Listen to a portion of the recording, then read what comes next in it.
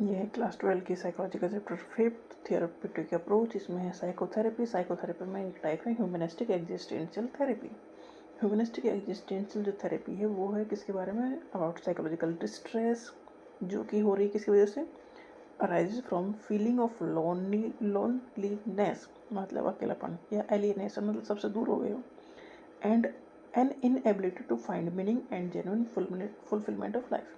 देखो साइकोथेरेपी क्यों दी जाती है, क्योंकि हम मेंटली डिस्टर्ब होंगे तब, और इसकी ज़्यादा बड़ी वजह ये है कि लोनलीनेस, एलियनेशन, और जो लाइफ का कोई मीनिंग आप ढूंढ नहीं पा रहे हो, तो छोटी छोटी चीज़ों में उलझे रह जा रहे हो, फिर वो चीज़ आपको ज़्यादा परेशान कर रही हैं। Human being are more motivated by the desire for personal growth and self actualisation, मतलब इंसान को क्या चाहिए, किसके पीछे भाग रहा है, खुद की ग्रोथ के पीछे और सेल्फ एक्चुअलाइजेशन पाने के लिए। And an innate need to grow emotionally कहीं ना कहीं स्टक हो जाते हैं, वो दिक्कत उसी की वजह से ज़्यादा दिक्कत होती है, तो वो ग्रो करना चाहते हैं। वह जब ये सारी चीज़ें मतलब जो चाहते हैं वो ना हो रहा हो तो दिक्कत होती है, तो साइकोथेरेपी की उसके ट्रीटमेंट के लिए साइकोथेरेपी दी जाती है, उसकी टाइप है ये। When these needs are curbed by society, society हमें किस तरह से रोक के रखती है, सोसाइटी है, फैमिली है, human being experience psychological distress, मतलब सोसाइटी या फैमिली ने हमें किस तरह से बांध के रखती है, इमोशनली हो या किसी तरह के से हो, हम जो करना चाह रहे हैं वो नहीं कर पा रहे, तो होगा क्या, साइकोलॉजिकल डिस्ट्रेस। सेल्फ एक्चुअलाइजेशन क्या है, it is defined an innate और इनबोर्न फोर्स है that move the person to become more complex, balanced and integrated. Self actualisation एक ऐसा प्रोसेस है जो इंसान मतलब अपना ही टॉप वर्जन पे पहुंचना चाहता है, become more complex, balanced and integrated, क्योंकि इंसान एक बहुत सारे काम कर रहा है और वो बहुत सारे कामों को एक बैलेंस्ड वे में करना चाहता है, और वो सारे काम कहीं ना कहीं रुक जाते हैं, इसलिए उसे होता है psychological distress. That is achieving the complexity and balance without being fragmented, मतलब ऐसा नहीं कि एक सेक्शन में बहुत ऊपर चला गया और दूसरे सेक्शन का पता ही नहीं है लाइफ के, तो यही दिक्कत है, यही डिस्ट्रेस की वजह है। मतलब हर एक जो सेक्शन है लाइफ का उसमें एक लेवल में पहुंचना चाहता है इंसान, और सोसाइटी या फैमिली से कहीं ना कहीं रोक के रखती है। जैसे कि lack of food and water की, अगर हम खाना पीना हमें नहीं मिल रहा है तो हमें डिस्ट्रेस होगा, ऐसे ही frustration of self actualization also cause distress, अगर हम जो पाना चाह रहे हैं लाइफ में वो नहीं पा रहे हैं तो डिस्ट्रेस होगा। Self actualisation require free emotional expression, मतलब हम अपने आप को अच्छे से एक्सप्रेस कर सकें, ये रिक्वायरमेंट है कि हमें कोई भी बीमारी ना हो, साइकोलॉजिकल डिस्ट्रेस ना हो। थेरेपी क्रिएट करती है एक permissive, non judgemental and accepting atmosphere in which the client's emotion can be freely expressed, मतलब जो थेरेपी दी जाती है वो किसके लिए दी जाती है, साइकोलॉजिकल डिस्ट्रेस की वजह से जो परेशान है क्लाइंट या पर्सन या इंडिविजुअल, उसका ट्रीटमेंट कैसे किया जाता है, ऐसा एटमॉस्फेयर दिया जाता है जिससे वो अपने इमोशंस को अच्छे से एक्सप्लेन कर सके, एक्सप्रेस कर सके।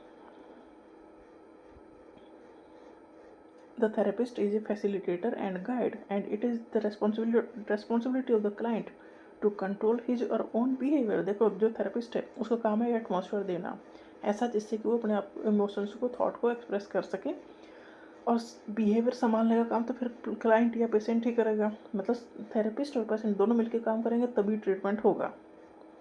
Chief aim of the therapy is to expand the client awareness, client को अवेयर कराना है कि भैया यहाँ दवाइयों से ट्रीटमेंट से ज़्यादा हो रहा है तुम्हारी, तुम खुद ट्रीटमेंट कर रहे हो, उसके लिए एटमॉस्फेयर दिया जा रहा है, तो तुम्हें आगे चलना है, साइकोथेरेपिस्ट पीछे चलेगा। The client initiate the process of self growth through which healing takes place, देखो आगे हाथ बढ़ा के साइकोथेरेपिस्ट चल रहा है, पीछे पेशेंट या क्लाइंट को चलना पड़ेगा, तो वो उसका ट्रीटमेंट हो पाएगा। ह्यूमनिस्टिक एग्जिस्टेंशियल थेरेपी में कई टाइप हैं। पहला है लोगोथेरेपी। लोगोथेरेपी एक ऐसी थेरेपी है जिसमें कहते हैं कि भाई मेरी लाइफ का एक मीनिंग होता है, उस मीनिंग को ढूंढने पे ज़्यादा फोकस करो। छोटी मोटी, इसका मतलब ये है कि जो छोटी मोटी चीज़ें हैं उनसे आपका ध्यान हट जाएगा। तो logotherapy is a form of psychotherapy जो डेवलप की विक्टर फ्रैंकलिन ने, ये ऑस्ट्रियंस न्यूरोलॉजिस्ट थे और साइकेट्रिस्ट थे, और हॉलोकास्ट सर्वाइवर थे, मतलब खुद ही ऐसी आफत देख चुके थे। तो इन्होंने कहा कि मैंस सर्च फॉर मीनिंग, इनकी बुक में ये एक टॉपिक था, वहाँ से लिया लोगोथेरेपी, मतलब हमें अपनी लाइफ का मीनिंग ढूंढना चाहिए। Logotherapy is based on the belief that primary motivation है जो ह्यूमन लाइफ का वो होना चाहिए, लाइफ का जो मीनिंग है वो ढूंढने के लिए। People always have the ability to choose their attitude and response to situation, देखो कोई भी सिचुएशन हो उसमें आपके जो रेस्पॉन्स है वो आपकी अपनी मर्जी से होते हैं। तो लोगोथेरेपी कह रही है कि फोकस करो जो लाइफ का मीनिंग है उस पर ढूंढने पे। इससे होगा क्या, फोकस शिफ्ट होगा हमारा, जो हमारी डेली की प्रॉब्लम्स हैं उनसे हमारा ध्यान हट जाएगा, और जो डेली की दिक्कतें हैं वही हमारे साइकोलॉजिकल स्ट्रेस की वजह है। तो लोगोथेरेपी ट्रीटमेंट कर रही है एक जगह से ध्यान हटा के दूसरी जगह लगा लो, मतलब बड़ी चीज़ को ढूंढने पर लगा दो, तो छोटी छोटी जो वजह है वो उनसे आप परेशान नहीं होगे। तो ये लोगोथेरेपी है। नेक्स्ट है एग्जिस्टेंशियल थेरेपी। ये विक्टर फ्रैंकलिन जो भी दी थी लोगोथेरेपी, उनका इसमें सहयोग है, और रोलो में का भी है। विक्टर फ्रैंकलिन तो ये कह रहे हैं भाई लाइफ का मीनिंग ढूंढो, तो छोटी छोटी चीज़ें आपको परेशान नहीं करेंगे। रोलो में कह रहे हैं जो डेली की आपको एंजाइटी हो रही है वो अच्छी है, एक लेवल तक अगर वो रहे तो रोले में इम्फेसाइज करते हैं role of anxiety in personal growth. Personal growth में एंजाइटी का रोल है। एग्जिस्टेंशियल थेरेपी कह रही है भाई एंजाइटी नहीं होगी तो आप ग्रोथ नहीं कर पाओगे, तो एक लेवल में होनी चाहिए।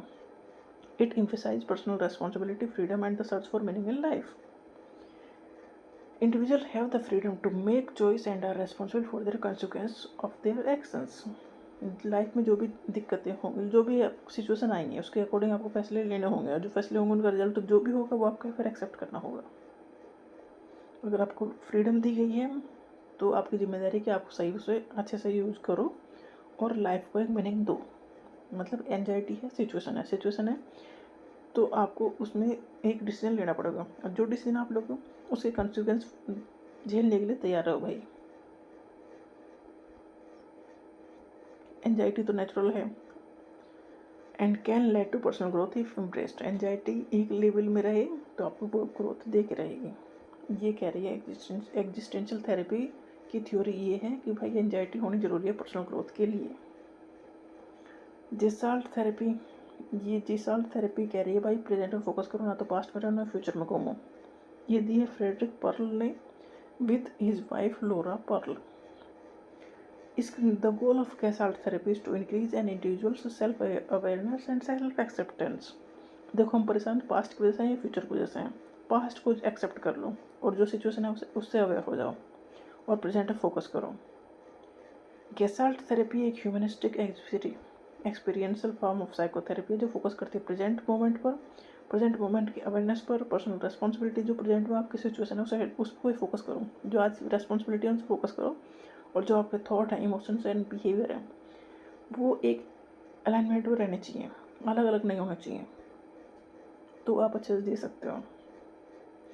ये इनकरेज करता है क्लाइंट को to focus on their present. देखो ये साइकोथेरेपी है, मतलब ट्रीटमेंट हो रहा है, तो ट्रीटमेंट कैसे होगा भाई, पास्ट में बहुत ज़्यादा घूम रहे हो मत घूमो, प्रेजेंट पर आ जाओ तो ट्रीटमेंट हो जाएगा। तो ये थेरेपी इनक्रीज करती है क्लाइंट को to focus on their present में फोकस करो, थॉट फीलिंग और जो भी सिचुएशन है पास्ट और फ्यूचर को छोड़ दो।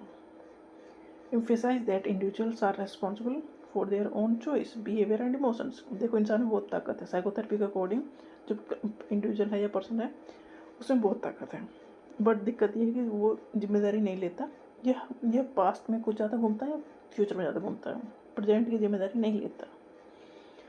जो पास्ट में जो अनरिजोल्व इमोशंस है उन्हें रिजोल्व करो। इसके अगर ऐसा कुछ नहीं कर पा रहे तो एक एम्पैथी चेयर लो जिससे आपको जिसके लिए आपके अंदर इमोशंस है, सोचो कि सामने वो इंसान बैठा है और बोल दो सब कुछ। तो ये थेरेपी का एक तरीका है। नेक्स्ट है person centred therapy. Person centred therapy Carl Roger ने दी है। ये थेरेपी कह रही है कि भाई ये इंसान में बड़ी ताकत है, वो कुछ भी कर सकता है, बस हमें एक इन्वायरमेंट उसे ऐसा देना है कि वो सिचुएशन उसके साथ रहें, मतलब वैसी सिचुएशन जिसमें वो अच्छे से ग्रो कर सके, तो इंसान कुछ भी कर सकता है। ये है person centred therapy by Carl Roger.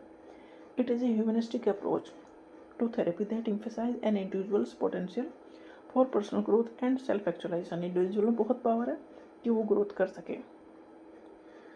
ये थेरेपी कह रही है भाई पीपल आर इनहेरेंटली गुड, इंसान पैदा ही अच्छे हुए हैं, and have an innate ability to move toward fulfilling and meaningful life. मतलब इतनी पावर है कि वो अच्छे से अपनी लाइफ को जी सकें अगर उन्हें राइट कंडीशन दी जाए तो ये थेरेपी फोकस करते हैं कि भाई एटमॉस्फेयर को ठीक करो। थेरेपी कैसे ठीक होगी, by accepting the value of client without judgement. जो थेरेपिस्ट है वो उसका तो काम ही है कि अच्छे से सुनना है उन्हें, and therapist deeply understanding the client feeling and experience, client का जो फीलिंग है उन्हें समझनी है। थेरेपिस्ट प्रोवाइड करता है एक सपोर्टिव एंड एक्सेप्टिंग इन्वायरमेंट, तो ट्रीटमेंट होता है।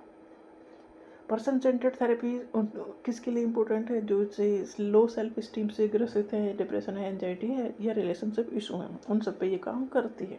भैया इंसान में बड़ी पावर है, बस एटमॉस्फेयर या आसपास की जो सिचुएशन है उसकी वजह से वो खराब गड़बड़ हो जाता है। तो उसे सिचुएशन ऐसी दे दो कि वो अच्छे से रह सके, तो सब कुछ वो कर लेगा। ये है पर्सन सेंटर्ड थेरेपी।